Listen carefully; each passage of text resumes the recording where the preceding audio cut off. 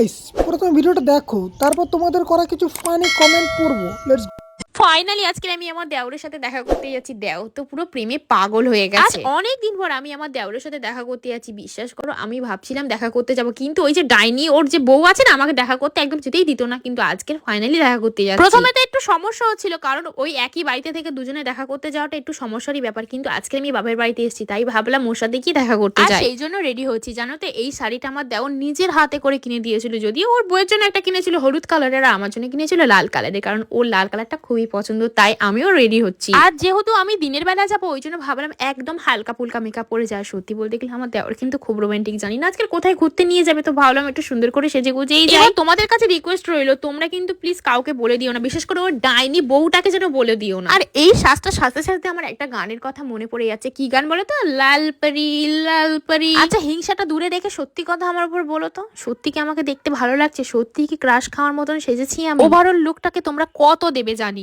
तो चलिए शुरू करते हैं। বলছি বৌদি, আসছে তোমার দেওয়ার ক্রাশকে ওই তো ঘুরতে নিয়ে যাবে।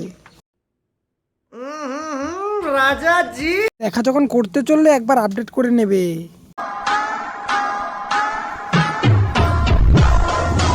সবকিছু তো ঢিলে হয়ে গেছে, এখন এত রস কোথা থেকে পাচ্ছ?